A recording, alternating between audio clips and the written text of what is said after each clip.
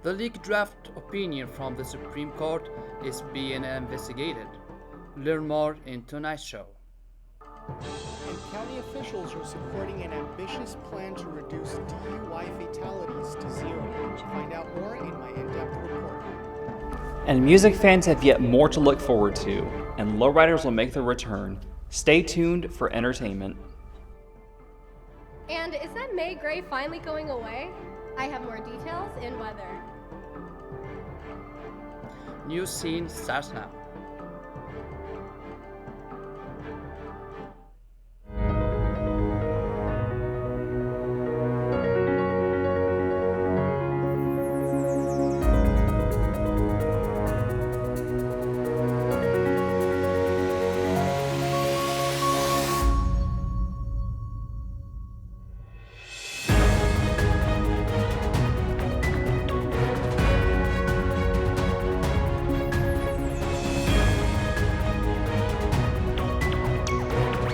I'm Lattrach and welcome to this week's edition of Newscene, a broadcast produced by the students of San Diego City College.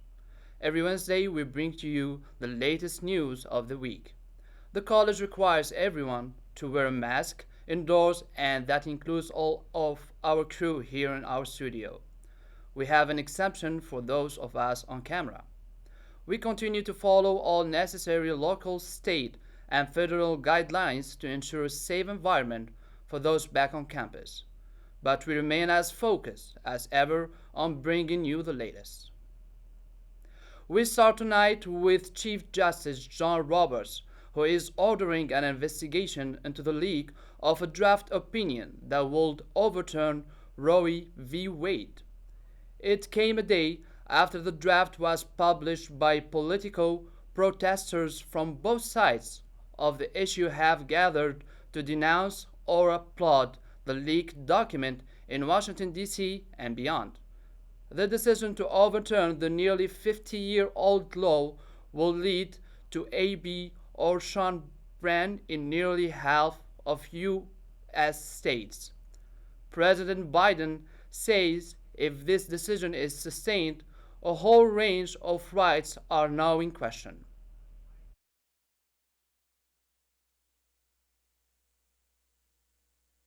If the rationale of the decision as released were to be sustained, a whole range of rights are in question.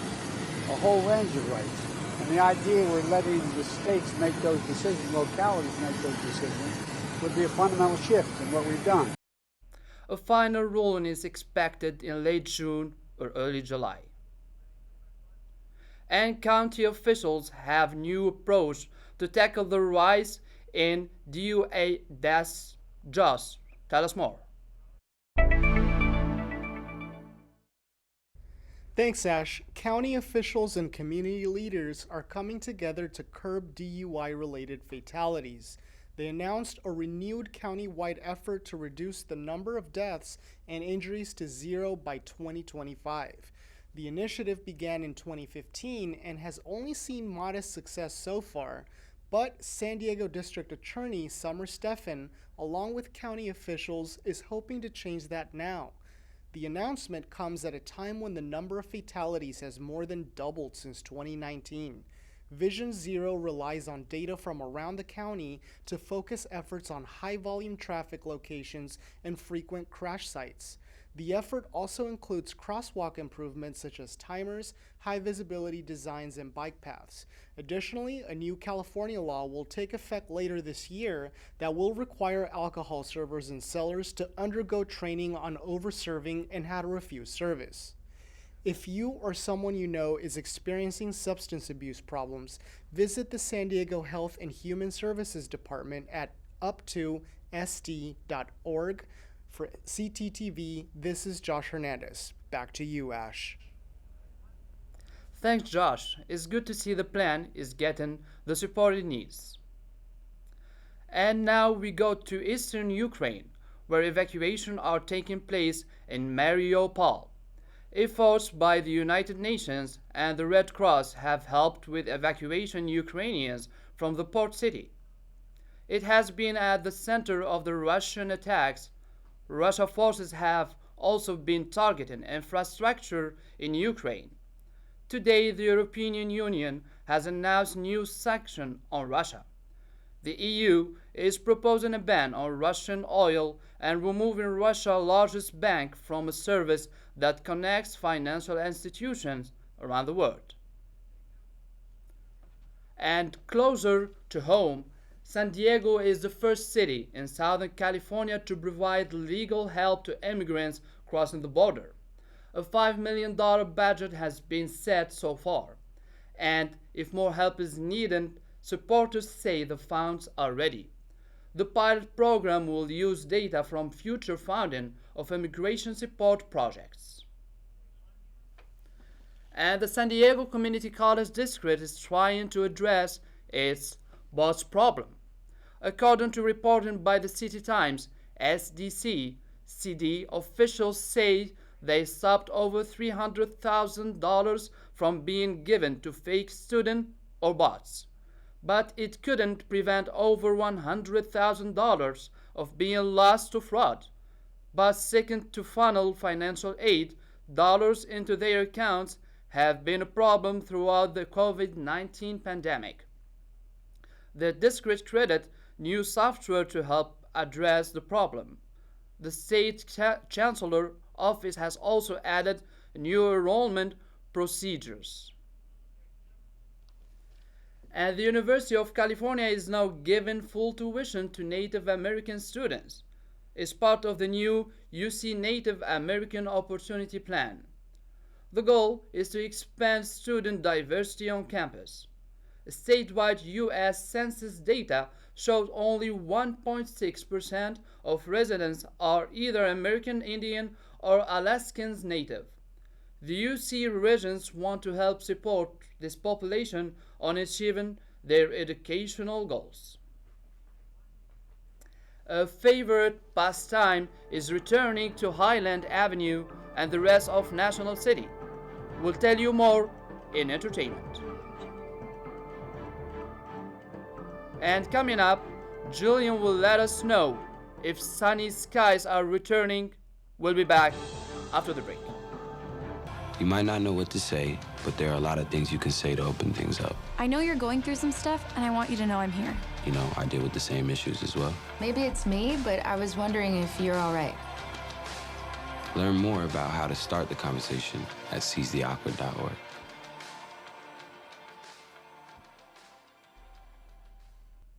Welcome back to Newscene. A Southern California graduate making NASA history. Jessica Watkins is the first black woman to make a long-duration space mission to the ISS. The space, her team will do research focusing on health technologies, microgravity, and the effects of being in space for a long period of time. Watkins is helping NASA prepare for longer duration stays on the moon and even Mars. And immerse yourself in Mexican culture and festivities in this weekend. Cinco Fest. Chula Vista's Marina View Park will host the 4th annual event celebrating diversity. Tribute band Santana Way will be performing along with mariachi, folklorico, and yes, tacos. The event will be held on Sunday, May 8th from 11 a.m. till 6 in the evening. It looks like local venues have some great concerts coming. Roxy, tell us about the great deal.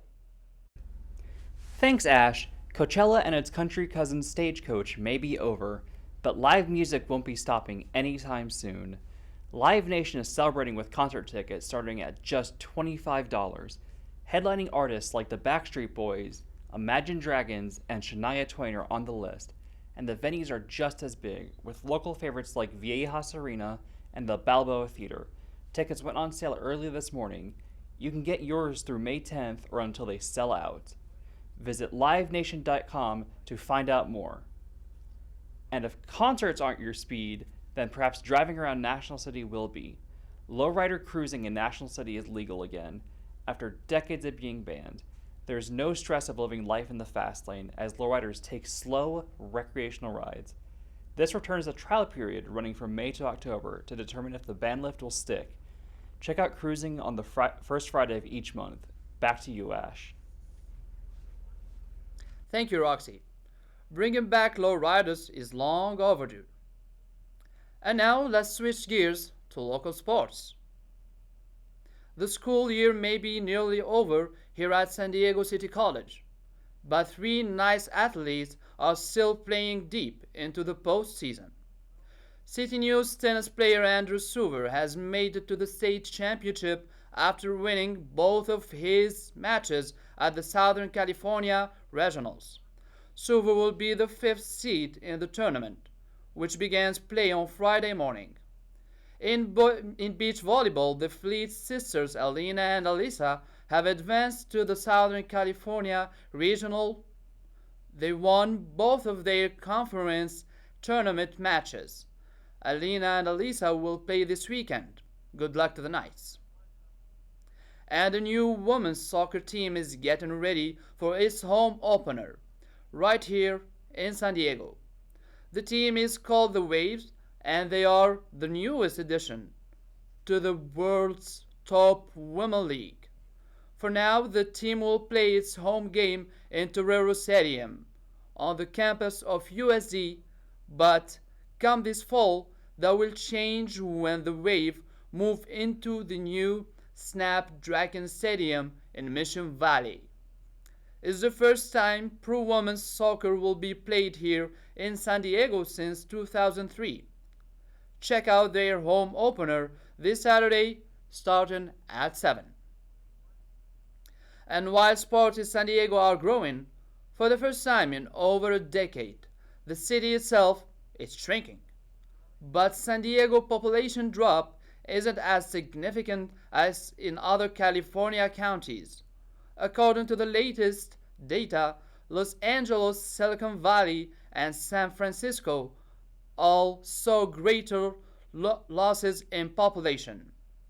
In all, 24 of the state's 58 counties saw drops.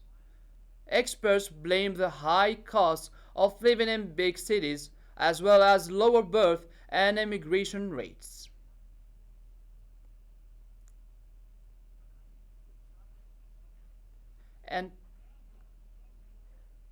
And getting water to those residents is getting tougher. Southern California is facing a major drought. The regional water suppliers has declared an emergency water shortage. That means cities are required to reduce their water use by June 1st. Dry weather conditions in the last few months have put a strain on California water reservoirs. Cities are the focus because they account for 70% of residential water use. And with events like low riding and Cinco Fest ahead, we'd love some great weather. Julian, will we get our wish? Thanks, Ash. So it looks like that May gray is finally clearing up. We began the week with some cooler temperatures, but it's going to progressively get warmer until we hit the weekend. And speaking of the weekend, it's Mother's Day. Don't forget, the 8th is Mother's Day. It's a great day to celebrate your mothers or that mother figure in your life because they all deserve to be celebrated. So our current temperatures, it's mostly sunny over in the coast today. And in the inland and mountain areas, it's also very sunny, seeing low 80s, high 70s. And in the desert, it's definitely warm over there at 94. So I highly suggest putting on that sunscreen, putting on that hat, because those are some pretty strong rays out there today. For tonight's temperatures, we can see average of 50s. We got 50s in Del Mar, 50s in Poway, 54 in El Cajon, and 50 in Campo. That's what we're seeing tonight. It's a great night, to grab a cardigan or grab a hoodie because it may be a little bit chilly for some people. And over for our 5-day forecast, we can see that we're going to see 74 on Thursday and Friday. Great weather. We also might get a slight breeze those days. Saturday is also going to be very warm and sunny, and including Sunday, which is Mother's Day. So it's a great day, to go out of the house with your mom or that special person in your life, that mother figure. Take him to the beach, take him to the park. It's a great day. And Monday, it's going to be slightly cooler at 67. But overall, I'm very excited about this weather this week. Back to you, Ash. Thanks, Jillian. And yes, happy Mother's Day to all who celebrate it. And a new transit program began this week, offering a free ride for San Diego youth. San Diegans 18 and under will now be able to ride public transit for free. This Sandag Youth opportunity started on Sunday and is good for buses, trolleys, and light rails. Children will need to make a youth account on the Pronto app or use a Pronto card to take advantage of the free rides. And a very lucky person has hit the lottery here in San Diego. The winning ticket was worth $38 million. All 5 Super Plus numbers were matched along with the Mega Multiplier. The ticket was bought at a 7-Eleven located just west of Balboa Park. The lucky winner still hasn't claimed the prize, and sadly, it isn't me. That's all we have for this week's Newscene. I'm Lattrach. Good night.